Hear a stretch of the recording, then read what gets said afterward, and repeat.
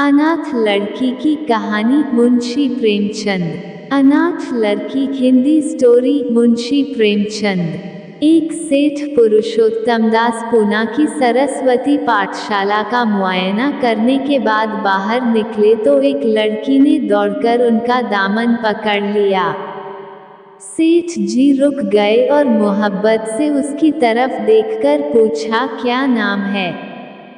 लड़की ने जवाब दिया, रोहिणी। सेठ जी ने उसे गोद में उठा लिया और बोले, तुम्हें कुछ इनाम मिला?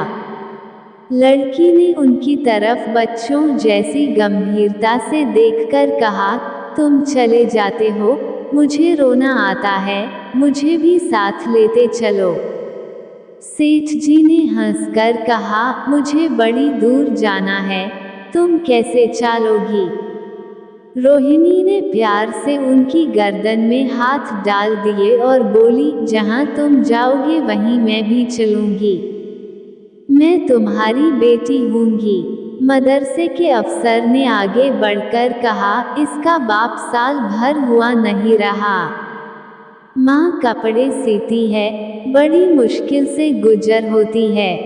सेठ जी के स्वभाव में करुणा बहुत थी। ये सुनकर उनकी आंखें भर आईं। उस भोली प्रार्थना में वह दर्द था जो पत्थर से दिल को पिघला सकता है। बेकसी और यतीमी को इससे ज्यादा दर्दनाक ढंग से जाहिर करना नामुमकिन था।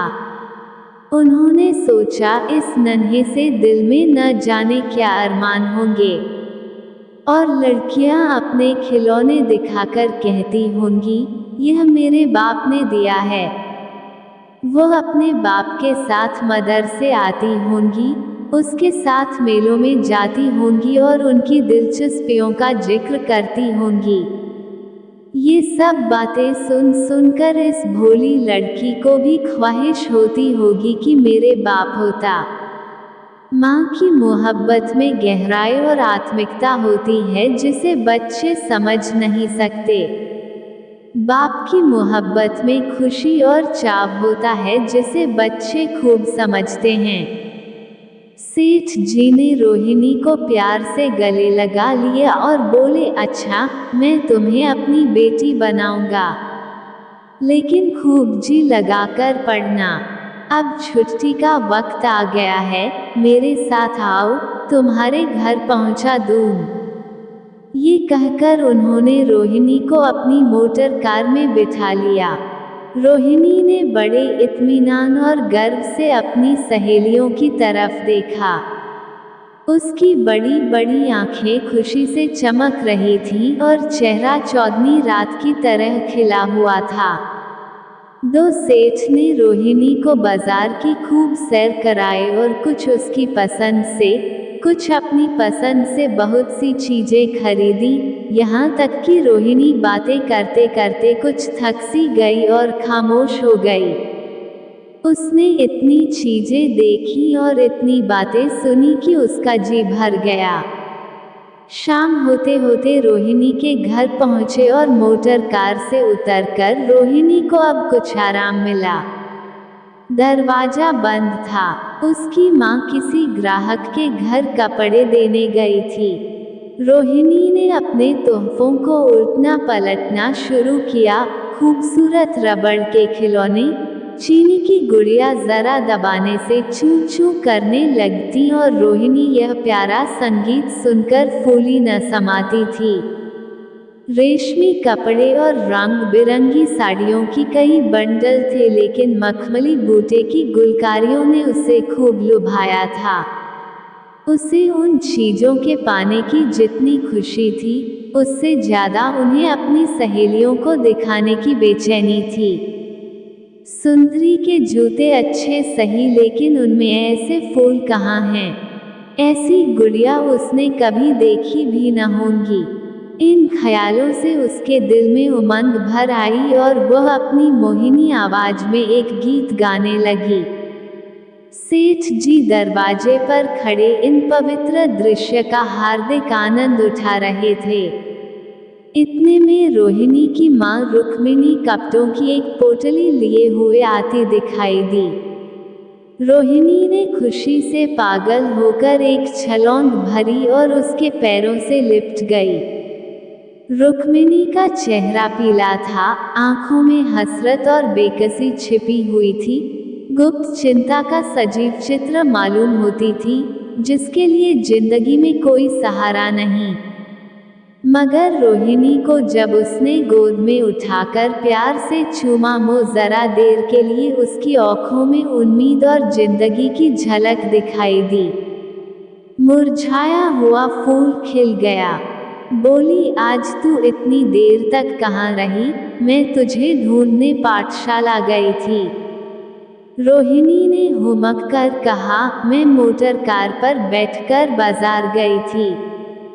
वहाँ से बहुत अच्छी अच्छी चीजें लाई हूँ। वह देखो कौन खड़ा है। माँ ने सेठ जी की तरफ ताका और लजाकर सिर झुका लिया। बरामदे में पहुँचते ही रोहिणी माँ की गोद से उतरकर सेठ जी के पास गई और अपनी माँ को यकीन दिलाने के लिए भोलेपन से बोली, क्यों, तुम मेरे बाप हो ना? सेठ जी ने उसे प्यार करके कहा, हाँ, तुम मेरी प्यारी बेटी हो। रोहिणी ने उनसे मुंह की तरफ याचना भरी आंखों से देखकर कहा, अब तुम रोज यहीं रहा करोगे? सेठ जी ने उसके बाल सुलझाकर जवाब दिया, मैं यहाँ रहूँगा तो काम कौन करेगा? मैं कभी कभी तुम्हें देखने आया करूँगा, लेकिन वहाँ से तुम्हारे लिए अच्छी अच्छी चीज़ें भेजूँगा। रोहिणी कुछ उदास सी हो गई। इतने में उसकी माँ ने मकान का दरवाज़ा खोला और बड़ी फुर्ती से मैले बिछावन और फटे हुए कपड़े समेटकर कोने में डाल दिए कि कहीं सेठ जी की निगाह उन पर न पड़ जाए। ये स्वाभिमान स्त्रियों की खास अपनी चीज है। रुक्मिणी अब इस सोच में पड़ी थी कि मैं इनकी क्या खातिर तवाजो करूं। उसने सेठ जी का नाम सुना था, उसका पति हमेशा उनकी बड़ाई किया करता था। वो उनकी दया और उदारता की चर्चाएं अनेकों बार सुन चुकी थी। वो उन्हें अपने मन का देवता समझा करती थी। उसे क्या उम्मीद थी कि कभी उसका घर भी उसके कदमों से रोशन होगा। लेकिन आज जब वह शुभ दिन संयोग से आया तो वह इस काबिल भी नहीं कि उन्हें बैठने के लिए एक मोढ़ा दे सके। घर में पान और इलायची भी नहीं। वह अपने आंसुओं को किसी तरह न रोक सकी। आखिर जब अंधेरा हो गया और पास के ठाकुरद्वारे से घंटों और नगाड़ों की आवाजें आने लगी तो उन्होंने जरा ऊंची आवाज में कहा, बाई जी, अब मैं जाता हूँ। मुझे अभी यहाँ बहुत काम करना है। मेरी रोहिणी को कोई तकलीफ न हो। मुझे जब मौका मिलेगा उसे देखने आऊँगा। उसके पालने पोसने का काम मेरा है और मैं उसे बहुत खुशी से पूरा करूँगा। उसके लिए अब तुम कोई फिक्र मत करो। मैंने उसका वजीफा बौध दिया है और ये उसकी पहली किस्त है। ये कहकर उन्होंने अपना खूबसूरत बटुआ निकाला और रुक्मिणी के सामने रख दिया। गरीब औरत की आंखें में आंसू जारी थे। उसका जी बरबस चाहता था कि उसके पैरों को पकड़कर खूब रोए। आज बहुत दिनों के बाद एक सच्चे हमदर्द की आवाज उसके मन में आई थी। जब सेठ जी चले तो उसने दोनों हाथों से प्रणाम किया। उसके हृदय की गहराइयों से प्रार्थना निकली, आपने एक बेबस पर दया की है, ईश्वर आपको इसका बदला दे। दूसरे दिन रोहिणी पाठशाला गई तो उसकी बौकी सज धज आंखों में खुबी जाती थी। उस्तानियों ने उसे बारी बारी प्यार किया और उसकी सहेलियां उसकी एक एक चीज को आश्चर्य से देखती और ललचाती थी। अच्छे कपड़ों से कुछ स्वाभिमान का अनुभव होता है। आज रोहिणी वह गरीब लड़की न रही जो दूसरों की तरफ विवश नेत्रों से देखा करती थी। आज उसकी एक एक क्रिया से शैशवोचित गर्व और चंचलता टपकती थी और उसकी जबान एक दम के लिए भी न रुकती थी। कभी मोटर की तेजी का जिक्र था, कभी बाजार की दिलचस्पियों का बयान, कभी अपनी गुड़ियों के कुशल मंगल की चर्चा थी और कभी अपने बाप की मोहब्बत की दास्तान। दिल था कि उमंगों से भरा हुआ था। एक महीने बाद सेठ पुरुषोत्तम दास ने रोहिणी के लिए फिर तोहफे और रुपये रवाना किए। बेचारी विधवा को उनकी कृपा से जीविका की चिंता से छुट्टी मिली। वो भी रोहिणी के साथ पाठशाला आती और दोनों माँ बेटियां एक ही दर्जे के साथ साथ पढ़ती, लेकिन रोहिणी का नंबर हमेशा माँ से अव्वल रहा। सेठ जी जब पूना की तरफ से निकलते तो रोहिणी को देखने जरूर आते और उनका आगमन उसकी प्रसन्नता और मनोरंजन के लिए महीनों का सामान इकट्ठा कर देता। इसी तरह कई साल गुजर गए और रोहिणी ने जवानी के सुहाने हरे भरे मैदान में पैर रखा, जबकि बचपन की भोली भाली अदाओं में एक खास मतलब और इरादों का दखल हो जाता है। रोहिणी अब आंतरिक और बाह्य सौंदर्य में अपनी पाठशाला की नाक थी। हाव भाव में आकर्षक गंभीरता, बातों में गीत का सा खिंचाव और गीत का सा आत्मिक रस था। कपड़ों में रंगीन सादगी, आंखों में लाज संकोच, विचारों में पवित्रता। जवानी थी मगर घमंड और बनावट और चंचलता से मुक्त। उसमें एक एकाग्रता थी, ऊंचे इरादों से पैदा होती है। स्त्रियोचित उत्कर्ष की मंजिलें वह धीरे धीरे तय करती चली जाती थी। 3 सेठ जी के बड़े बेटे नरोत्तम दास कई साल तक अमेरिका और जर्मनी की यूनिवर्सिटियों की खाक छानने के बाद इंजीनियरिंग विभाग में कमाल हासिल करके वापस आए थे। अमेरिका के सबसे प्रतिष्ठित कॉलेज में उन्होंने सम्मान का पद प्राप्त किया था। अमेरिका के अखबार एक हिंदुस्तानी नौजवान की इस शानदार कामयाबी पर चकित थे। उन्हीं का स्वागत करने के लिए बंबई में एक बड़ा जलसा किया गया था। इस उत्सव में शरीक होने के लिए लोग दूर दूर से आए थे। सरस्वती पाठशाला को भी निमंत्रण मिला और रोहिणी को सेठानी जी ने विशेष रूप से आमंत्रित किया। पाठशाला में हफ्तों तैयारियां हुई। रोहिणी को एक दम के लिए भी चैन न था। ये पहला मौका था कि उसने अपने लिए बहुत अच्छे अच्छे कपड़े बनवाए। रंगों के चुनाव में वह मिठास थी, काट छौट में वह फबन जिससे उसकी सुंदरता चमक उठी। सेठानी कौशल्या देवी उसे लेने के लिए रेलवे स्टेशन पर मौजूद थीं। रोहिणी गाड़ी से उतरते ही उनके पैरों की तरफ झुकी, लेकिन उन्होंने उसे छाती से लगा लिया और इस तरह प्यार किया कि जैसे वह उनकी बेटी है। वो उसे बार बार देखती थी और आंखों से गर्व और प्रेम टपक पड़ता था। इस जलसे के लिए ठीक समुंदर के किनारे एक हरे भरे सुहाने मैदान में एक लंबा चौड़ा शामियाना लगाया गया था। एक तरफ आदमियों का समुद्र उमड़ा हुआ था, दूसरी तरफ समुद्र की लहरें उमड़ रही थीं, गोया वह भी इस खुशी में शरीक थीं। जब उपस्थित लोगों ने रोहिणी बाई के आने की खबर सुनी तो हजारों आदमी उसे देखने के लिए खड़े हो गए। यही तो वह लड़की है जिसने अब की शास्त्री की परीक्षा पास की है। जरा उसके दर्शन करने चाहिए। अब भी इस देश की स्त्रियों में ऐसे रतन मौजूद हैं। भोले भाले देश प्रेमियों में इस तरह की बातें होने लगीं। शहर की कई प्रतिष्ठित महिलाओं ने आकर रोहिणी को गले लगाया और आपस में उसके सौंदर्य और उसके कपड़ों की चर्चा होने लगी। आखिर मिस्टर पुरुषोत्तम दास तशरीफ लाए। हालांकि वह बड़ा शिष्ट और गंभीर उत्सव था, लेकिन उस वक्त दर्शन की उत्कंठा पागलपन की हद तक जा पहुंची थी। एक भगदड़ सी मच गई। कुर्सियों की कतारें गड़बड़ हो गईं। कोई कुर्सी पर खड़ा हुआ, कोई उसके हथों पर। कुछ मनचले लोगों ने शामियाने की रस्सियां पकड़ी और उन पर जा लटके कई मिनट तक यही तूफान मचा रहा। कहीं कुर्सियां टूटी, कहीं कुर्सियां उल्टी, कोई किसी के ऊपर गिरा, कोई नीचे। ज्यादा तेज लोगों में धौर धप्पा होने लगा। तब बीन की सुहानी आवाजें आने लगीं। रोहिणी ने अपनी मंडली के साथ देश प्रेम में डूबा हुआ गीत शुरू किया।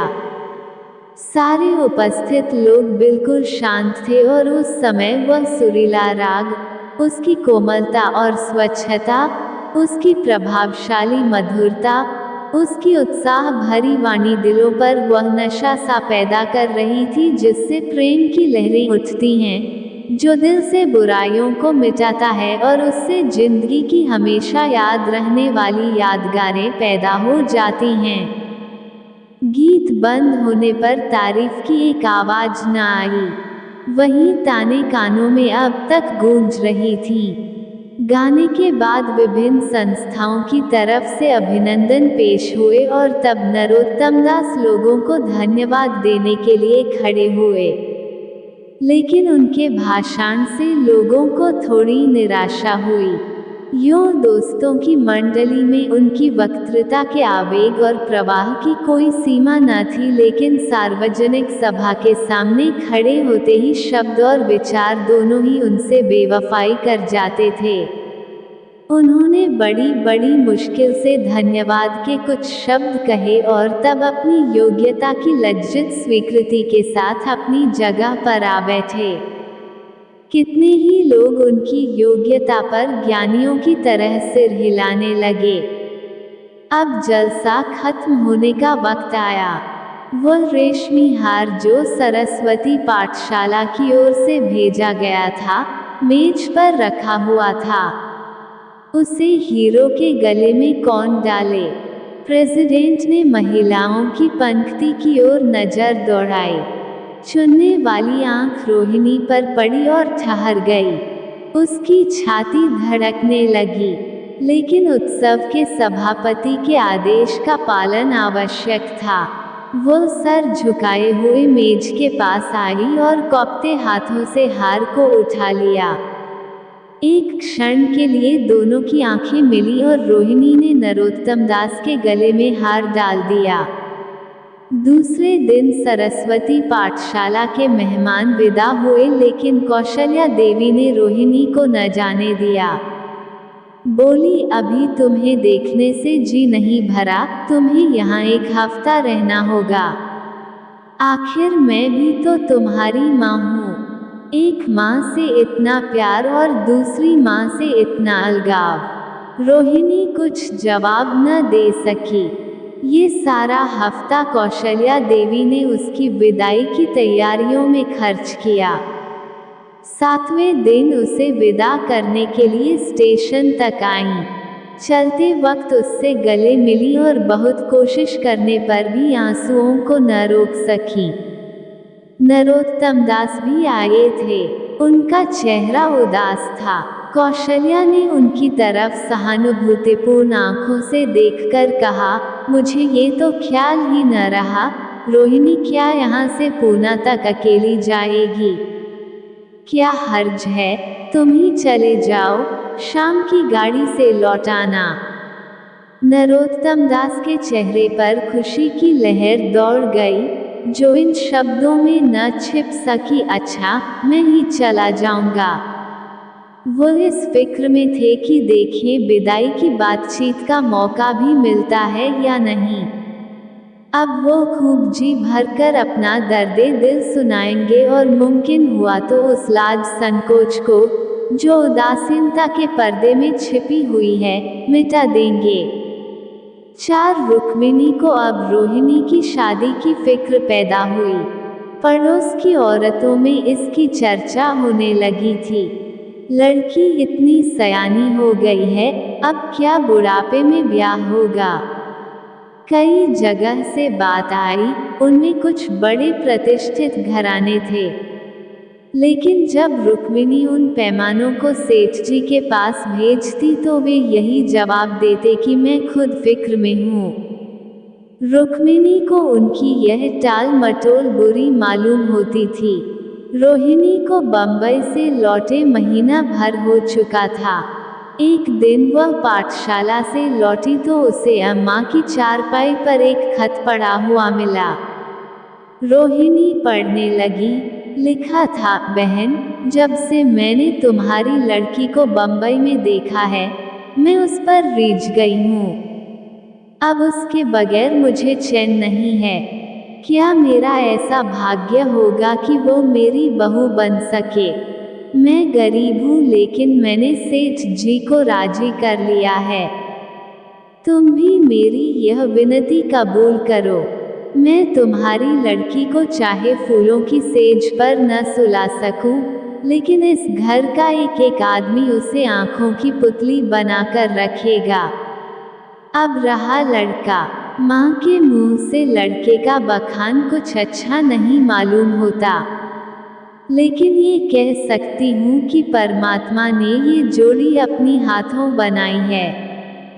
सूरत में, स्वभाव में, विद्या में, हर दृष्टि से वह रोहिणी की योग्य है। तुम जैसे चाहे अपना इत्मीनान कर सकती हो। जवाब जल्द देना, और ज्यादा क्या लिखूं। नीचे थोड़े से शब्दों में सेठ जी ने उस पैगाम की सिफारिश की थी। रोहिणी गालों पर हाथ रखकर सोचने लगी। नरोत्तम दास की तस्वीर उसकी आंखों के सामने आ खड़ी हुई। उनकी वह प्रेम की बातें, जिनका सिलसिला बंबई से पूना तक नहीं टूटा था, कानों में गूंजने लगी। उसने एक ठंडी सांस ली और उदास होकर चारपाई पर लेट गई। 5 सरस्वती पाठशाला में एक बार फिर सजावट और सफाई के दृश्य दिखाई दे रहे हैं। आज रोहिणी की शादी का शुभ दिन। शाम का वक्त, बसंत का सुहाना मौसम। पाठशाला के दारो दीवार मुस्करा रहे हैं और हरा भरा बगीचा फूला नहीं समाता। चंद्रमा अपनी बारात लेकर पूरब की तरफ से निकला। उसी वक्त मंगलाचरण का सुहाना राग उस रूपहली चौदनी और हल्के हल्के हवा के झोंकों में लहरें मारने लगा। दूल्हा आया, उसे देखते ही लोग हैरत में आ गए। ये नरोत्तम दास थे। दूल्हा मंडप के नीचे गया। रोहिणी की माँ अपने को रोक न सकी, उसी वक्त जाकर सेठ जी के पैर पर गिर पड़ी। रोहिणी की आंखों से प्रेम और आनंद के आंसू बहने लगे। मंडप के नीचे हवन कुंड बना था। हवन शुरू हुआ। खुशबू की लपेटें हवा में उठी और सारा मैदान महक गया। लोगों के दिलो दिमाग में ताजगी की उमंग पैदा हुई। फिर संस्कार की बारी आई। दूल्हा और दुल्हन ने आपस में हमदर्दी, जिम्मेदारी और वफादारी के पवित्र शब्द अपनी जबानों से कहे। विवाह की वह मुबारक जंजीर गले में पड़ी जिसमें वजन है, सख्ती है, पाबंदियां हैं, लेकिन वजन के साथ सुख और पाबंदियों के साथ विश्वास है। दोनों दिलों में उस वक्त एक नई, बलवान, आत्मिक शक्ति की अनुभूति हो रही थी। जब शादी की रस्में खत्म हो गईं तो नाच गाने की मजलिस का दौर आया। मोहक गीत गूंजने लगे। सेठ जी थककर चूर हो गए थे।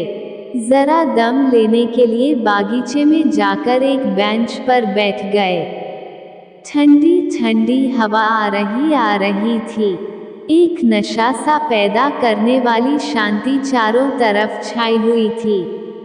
उसी वक्त रोहिणी उनके पास आई और उनके पैरों से लिपट गई। सेठ जी ने उसे उठाकर गले से लगा लिया और हंसकर बोले, क्यों, अब तो तुम मेरी अपनी बेटी हो गईं। दोस्तों यह कहानी आपको अच्छी लगी हो तो मेरा मनोबल बढ़ाने के लिए चैनल को लाइक शेयर सब्सक्राइब कर लें। धन्यवाद।